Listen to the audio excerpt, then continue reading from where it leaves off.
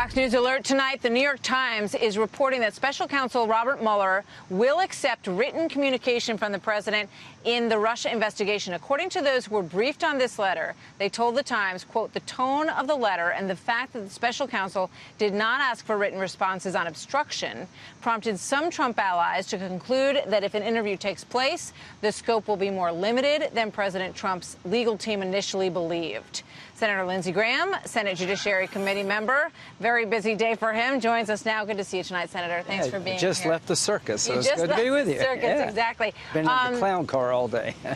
Let me just get your response to that first. What does that signal to you?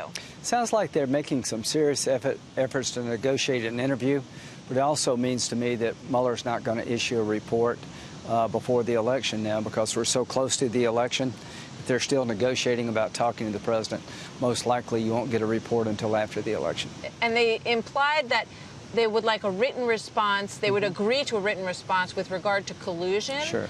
But they left the door open when it came to obstruction of justice. Does that mean they still would like to speak to him personally about that? It's pretty hard to read the tea leaves there, but I've seen no evidence of collusion. The fact that they would take written responses to collusion tells you pretty much there is no collusion. In terms of obstruction of justice, it's almost impossible to prove that this president had a corrupt motive for firing Comey because almost every Democrat wanted him fired. There's plenty of Democrats who told the president and the nation, you need to get rid of Comey because he's incompetent. All right, let's get to the hearing, which yeah, was my favorite part. You called it a circus. Here's a little bit of your introductory remarks today. This is shaping up to be the hypocrisy hearing, and that's hard to do in the Senate in today's time. What did you mean by that? Well, when the shoe's on the other foot, they have a different view of this. In 1994, when Clinton was under investigation, I remember it well, he nominated Stephen Breyer to be chief member of the Supreme Court. They didn't halt the hearing. They said it was okay to go forward. There are so many examples here of when the shoe is on the other foot. Joe Biden cited Kavanaugh's article about you should not indict a sitting president. You should leave that up to Congress. It shouldn't be a decision by a single prosecutor. So Brett Kavanaugh, who's going to destroy the republic because of his views on executive power, Joe Biden used his article on behalf of President Clinton. There's 1,000 examples of where the shoe was on the other foot. They did something differently. All right. So tomorrow we dig into the questioning, and we'll be there to watch all of that unfold as it gets underway.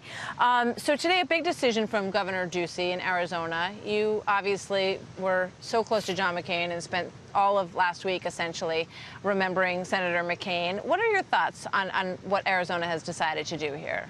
They've taken John's wingman, John Kyle, who's steady as a rock, solid conservative, who tries to solve hard problems, and let him finish out his good friend's term. It makes a lot of sense to me. And come January, we'll get somebody that will be able to run in 2020. But Governor Ducey did the people of Arizona a great service. It's a vote for Kavanaugh. Today, the big winner was Trump in the hearing, and the big loser was the Democratic Party, because if this is their approach as to how to govern, they're going to have a hard time in 2020. There was a lot of campaigning going on up there, right? A lot. So if you're running for president as a Democrat, you've got to please the people doing the yelling. I think the country is tired of the yelling, and they'd like us to get things done. And at times, Donald Trump drives me crazy, but he's produced. And Kavanaugh is the single best legal mind of his generation. Any Republican president would have picked him. He's as equally qualified, if not more so, than Sotomayor and Kagan. At the end of the day, when they're in charge, they expect us to vote for their judges. But when we win an election, we're supposed to appoint liberals. It doesn't work that way. Kavanaugh is going to be on the Supreme Court. Well done, Mr. President. All right. So, you know, there's always some palace intrigue, and there's a new Bob Woodward book that has come out. Very hot quotes that came out of the book today, and a lot of response to them. Then there was a phone call between Bob Woodward and President Trump where they were trying to iron out why they weren't able to sit down and have an interview for this book. And here's what they said. Senator Graham said he had talked to you about talking to me. Now, is that not true? Senator Graham actually mentioned it quickly on one meeting. I'm just hearing about it, and I did hear from Lindsey, but I'm just hearing about it. So we're going to have a very inaccurate book, and that's too bad. No, but I don't blame you entirely. Be accurate. All right. So fill in the blanks. Did you encourage him to sit down with Bob Woodward? We were playing golf. I told the president Woodward's writing a book about your president like he has everybody else.